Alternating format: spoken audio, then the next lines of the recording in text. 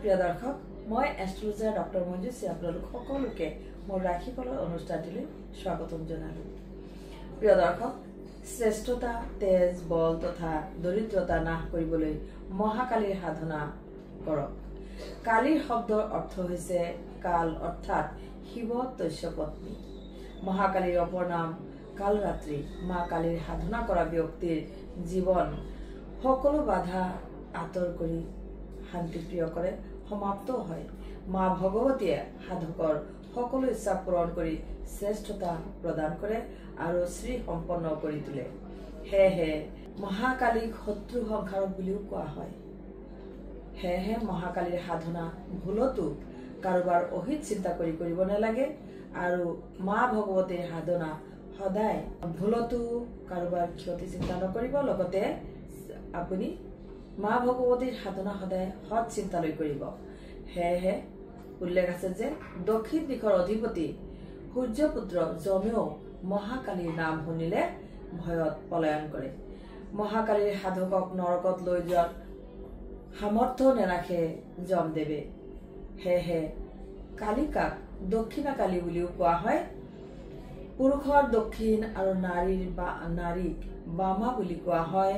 সেয়েহে স্ত্ৰীৰূপী বামা অৰ্থাৎ সৰ্বপ্ৰধান মহাকালীয়ে দক্ষিণ দিশত বিজয় লাভ কৰি মুখ্য প্ৰদায়নী হৈছিল।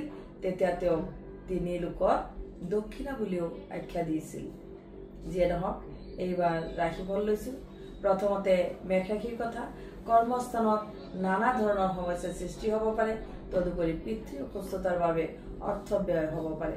প্ৰেম প্ৰীতিত মিলা প্ৰীতিৰ অভাৱ, উচ্চ বিদ্যাৰ বিদ্যাৰ্থীসকলৰ ভ্ৰমণ বা যিকোনো সুযোগ আহিব। আজি গেৰুৱা ৰং আৰু 5 সংখ্যা ব্যৱহাৰ কৰিব। এইবাৰ বৃষ ৰাশি। বৃষ ৰাশিৰ জাতক জাতিকাসকলৰ সামাজিক পৰিস্থিতি কিছু উন্নতি হ'ব। ৰাজনীতিবিদসকলৰ এনে উৎসাহ উদ্দীপনা বৃদ্ধি হ'ব। যিকোনো কৰ্মৰ কথা তেওঁলোকে চিন্তা কৰিলে সেই কৰ্মবোৰ সফলতাৰ ফালে আগুৱাব।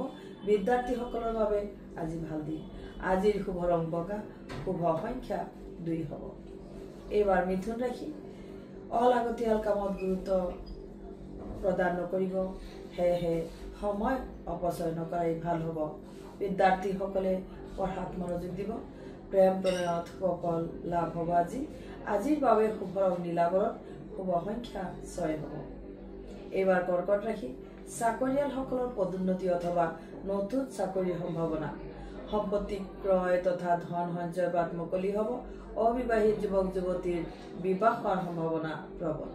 প্ৰেমত শুভ ৰং কমলা আৰু শুভ সংখ্যা 8 হ'ব। এইবাৰ সিংহ ৰাশি। পিতৃ মাতৃ তথা গুৰুস্থানীয় ব্যক্তিৰ লগত সময় অতিবাহিত কৰিলে মাঞ্জ লাভ কৰিবলৈ সক্ষম হ'ব। খেলা ধূলা তথা নিকটৱৰ্তী স্থান ভ্ৰমণৰ দ্বাৰা মনত আনন্দ লাভ হ'ব। শুভ ৰং সেউজীয়া আৰু শুভ সংখ্যা 1 প্ৰয়োগ কৰিব। এইবাৰ কন্যা ৰাশি। বহুদিনৰ মনোবাঞ্ছা পূৰণ হ'বলৈ গৈ আছে তথা নতুন কৰ্ম আৰম্ভ কৰিবৰ কাৰণেও সময় অনুকূল হৈছে।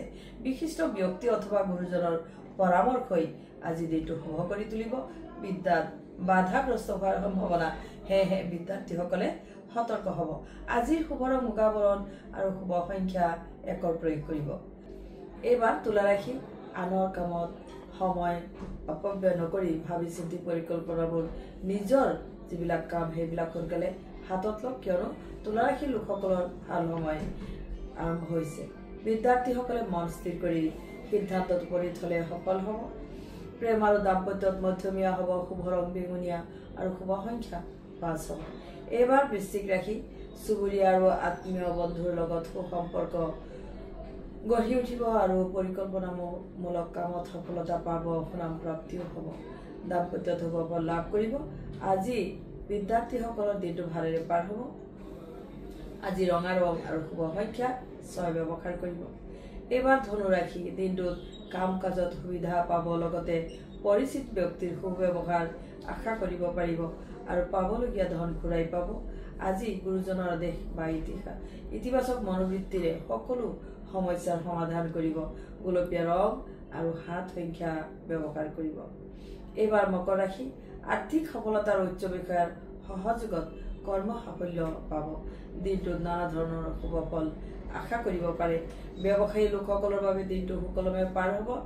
আজি প্ৰণয়, প্ৰেম প্ৰীতি, প্ৰেম প্ৰণয় বা স্বামী স্ত্ৰীৰ মাজত মধুৰ সম্পৰ্ক থাকিব। আজি কফি ৰং আৰু 2 সংখ্যা ব্যৱহাৰ কৰিব। এইবাৰ কুম্ভ ৰাশি আৰ্থিক লেনদেন সতৰ্ক থাকিব। ধন টকা পইচা কেন্দ্ৰ কৰি বন্ধু বিৰোধৰ সৃষ্টি হ'ব পাৰে। শিক্ষক শিক্ষয়িত্ৰী আৰু ছাত্ৰ ছাত্ৰীসকলৰ বাবে দিনটো উন্নতিসূচক। প্ৰেমত ভালেৰে দিনটো পাৰ হ'ব। আজি কমলা ৰং আৰু 3 সংখ্যা ব্যৱহাৰ কৰিব। এইবাৰ শেষত ৰাশি চক্ৰৰ শেষৰ ৰাশি মীন ৰাশিৰ কথা কওঁ। শাৰীৰিক তথা মানসিক শ্ৰম বৃদ্ধি হ'ব। ব্যৱসায়ীসকলৰ ব্যৱসায়ত অধিক লাভৰ সম্ভাৱনা। বিদ্যাৰ্থীসকলৰ বাবে উৎকৃষ্ট সময়।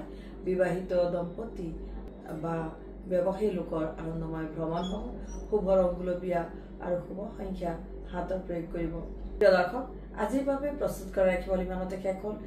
শেষত সকলোৰে কুশল মংগল কামনা কৰিলোঁ। লগতে আপোনালোকে যদি মোক যিকোনো সমস্যাৰ বাবে যোগাযোগ কৰিব বিচাৰিছে বা অনলাইন অফলাইনত চাব বিচাৰিছে, তেনেহ'লে আপুনি স্ক্ৰীনত দিয়া নম্বৰত যোগাযোগ কৰিব। ধন্যবাদ।